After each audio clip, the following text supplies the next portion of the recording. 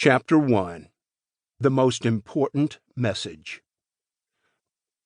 The small town in Alabama where I was born and raised, population 3,700, had a disproportionate number of churches for its size.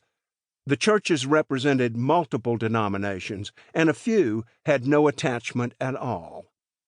I knew of 2 Jewish families in town, but most of the rest, I think, would have identified themselves as Christians, though many were likely Christians in name only. My point is simply that there were plenty of Christians in my hometown who could have told me about Jesus. Maybe some did, and I just don't remember, but I cannot recall ever having a gospel conversation with anyone.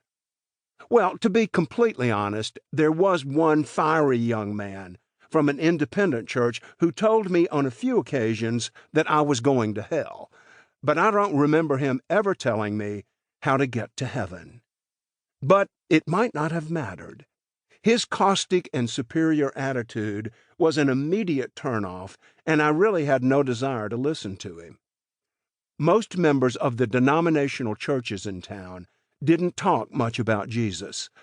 Obviously, I can't speak for every last one, but I can say that none of them ever shared the gospel with me.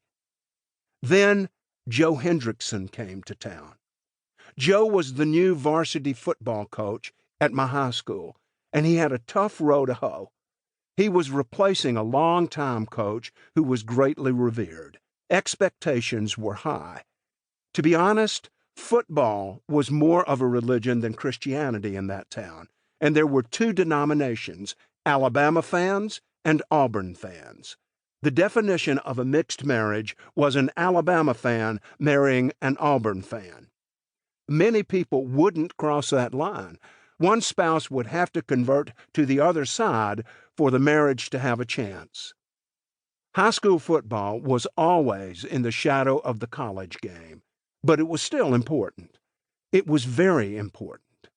Joe Hendrickson inherited that rabid football environment when he came to town. From the get-go, Coach Joe was in a no-win situation. The talent level had fallen off at our school, and most of the players and town residents still loved the former coach who had moved on. Coach Joe lasted 2 years in our town, and both of those years were extremely difficult for him. But those 2 years changed my life. Though I hesitate to include this next part, I think it's important to mention another major factor in Coach Joe's story. This was in the late 1960s in the South, and integration had begun. African Americans, who comprised a majority of the population in our town, were slowly being added to formerly all-white schools. Racism was rampant. A few African Americans at my school joined the football team, much to the chagrin of many families and players, but Coach Joe treated them like any other player. They got the same consideration, the same opportunities, and the same level of coaching as anyone else. It did not go over well with many of the townspeople. I think it's important for you to know these dynamics because they formed the backdrop for my experience with Coach Joe. In the eyes of the community, he had several strikes against him. He was new, he wasn't the former coach, and he treated everyone equally. And for that, he felt the wrath of many people in town. But Coach Joe did not let circumstances hinder his demonstrable love for Jesus Christ. What I remember about Joe Hendrickson is how his Christian faith just seemed natural.